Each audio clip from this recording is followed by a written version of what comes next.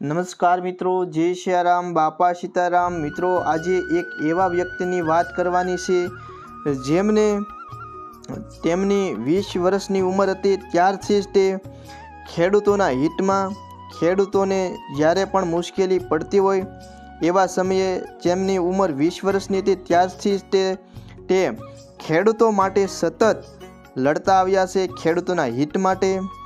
તેવા આમ કહે તો અત્યારે જેમનો ગુજરાતમાં ડંકો વાગી રહ્યો છે અને ગુજરાત આખું એટલે કે ગુજરાતના તમામ ખેડૂતો જેમને ઓળખે છે એવા ખેડૂત નેતા એવા ભરતસિંહની તો મિત્રો ભરતસિંહ વાળા જેમનું ગામ મહુવા તાલુકાનું તરેડી ગામ છે અને મિત્રો આ વર્ષે પણ ડુંગળીના ભાવમાં હાવ પાણી ફર્યું હતું અને ખેડૂતોને એના ખર્ચાના પણ પૈસા જ્યારે નથી મળતા અને અત્યારે વર્તમાનમાં પણ તે સતત ખેડૂતોના ન્યાય માટે તે લડી રહ્યા છે અને મિત્રો પોતાના ખર્ચે કાયમ ગુજરાતની અલગ અલગ યાર્ડમાં હાજરી આપવાની અને એક પણ રૂપિયો લીધા વગર અને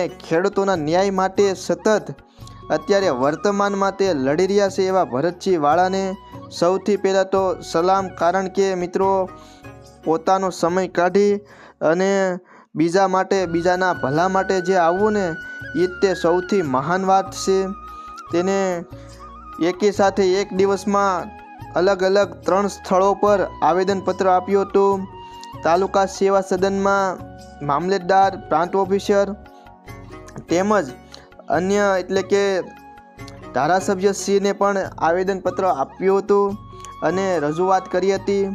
ભાવનગર માર્કેટિંગ યાર્ડ હોય, બોટાદ માર્કેટિંગ યાર્ડ હોય, રાજકોટ માર્કેટિંગ યાર્ડ હોય, ગોંડલ માર્કેટિંગ યાર્ડ હોય વગેરે ગુજરાતના માર્કેટિંગ યાર્ડમાં તેમની મુસાફરી થતી હોય છે અને ખેડૂતોના હિત માટે તે સતત વિચારતા હોય છે। મિત્રો તમે જોઈ શકો છો તે પ્રમાણે આ મહુવા તાલુકા સેવા સદનમાં તે આવી પહોંચ્યા હતા અને તેને ખેડૂતોને ન્યાય મળે, ડુંગળીના ભાવ મળે, ખેડૂતોએ જે ડુંગળી પકવવા પાછળ જે ખર્ચો કર્યો હોય એ ખર્ચાના પણ અત્યારે પૈસા નથી મળતા, તો તેને ધ્યાનમાં રાખી અને મામલતદારશ્રીને પણ આવેદનપત્ર આપ્યું હતું અને મિત્રો આમ જોઈએ તો સતત અત્યારે 1 મહિનાથી તે સતત ખેડૂતોની વારે આવી ગયેલા છે।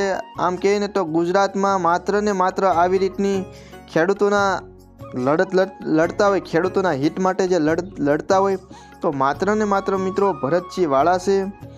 કારણ કે પોતાનો જે ફાયદો થતો હોય એની માટે તો બધાય જે કામ હોય એ કરતા જ હોય, અવારનવાર જે બધું ડેઈલીનું કામ હોય એ કરતા હોય, પોતાનું હિત હોય એટલે એ માટે બધાય કરતા હોય, પરંતુ પોતાને 1 પણ રૂપિયાની આશા વગર આમાં આંદોલનમાં એને પોતાને તો કાંઈ ફાયદો મળવાનો નથી।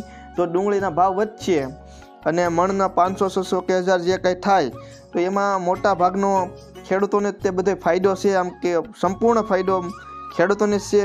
જોકે ભરતસિંહ વાળા પણ ડુંગળીનું મોટું વાવેતર કરતા એને પોતાને પણ 100 વીઘા કરતાં પણ વધારે જમીન છે, પરંતુ સતત 5 વર્ષ થાય એને ડુંગળીનું વાવેતર જ બંધ કરી દીધું। કેમ કે જ્યારે ડુંગળી પાકે અને યાર્ડમાં આવે અને ડુંગળીનું છે મેન ઓલું થાય ત્યારે ભાવ ઘટી જતા હોય, તો આવું એની સાથે વારંવાર થતું। જ્યારે તે ડુંગળી કરતા ત્યારે મહુવા માર્કેટિંગ યાર્ડની અંદર સૌથી વધારે ડુંગળીના જો ઠેલા આવતા હોય તો તે ભરતસિંહ વાળાના આવતા અને એને પર્સનલી આ મહુવા માર્કેટિંગ યાર્ડના ચેરમેન તેમજ અન્ય જે માર્કેટિંગ યાર્ડના અધિકારીઓ તે પર્સનલી ઓળખતા અને તેને ઘેરે મળવા પણ જતા અને અન્ય મોટા આગેવાનો પણ તેમને મળવા જતા જ્યારે તે ડુંગળી કરતા।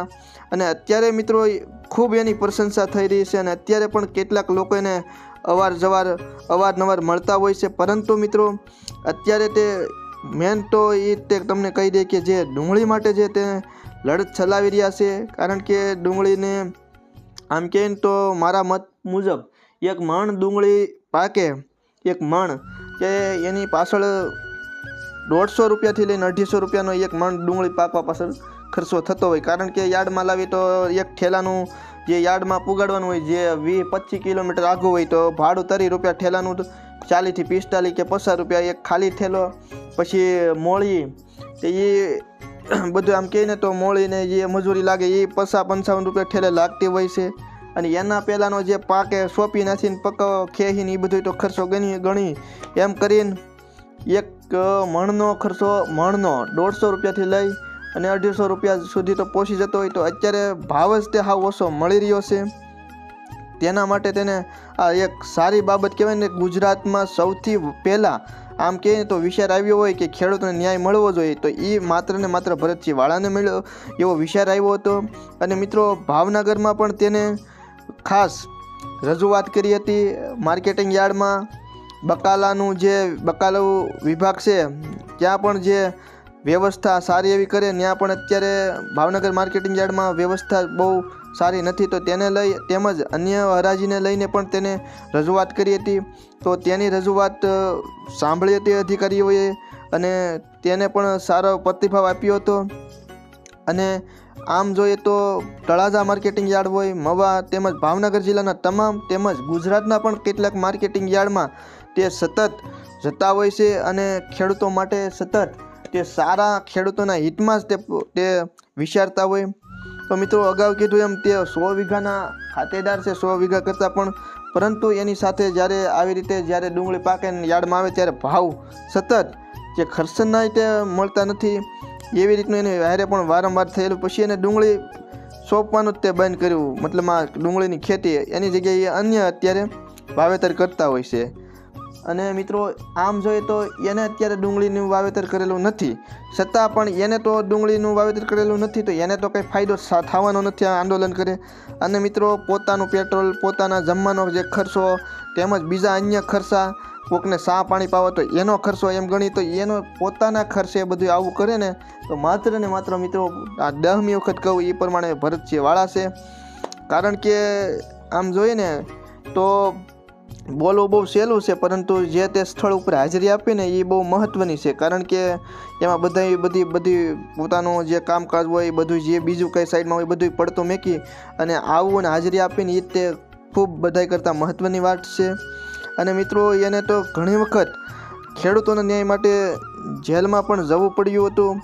અને મિત્રો તેને ખેડૂતોના હિત માટે બધુંય કર્યું છે. કેમ કે આમ જોઈએ તો મિત્રો ખાલી જે ગાડી આવે ને તો ગાડીને જોઈને જ તે માણસ ભાગી જતા હોય, પરંતુ આ એક એમ કહે ને આપણા ગુજરાતના સિંહ સમાન છે કે એને ગમે એવી પરિસ્થિતિમાં ખેડૂતોની સતત મદદ કરી છે.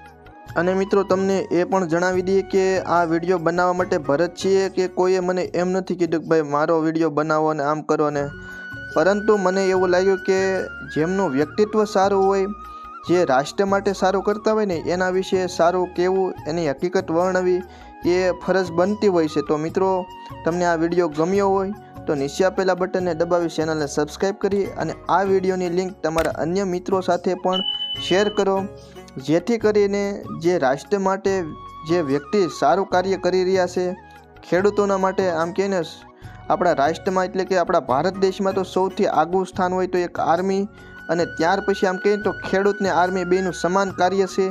તો મિત્રો ફરી મળીશું હવે નવા વિડીયોમાં. ત્યાં સુધી જય સિયારામ, બાપા સીતારામ.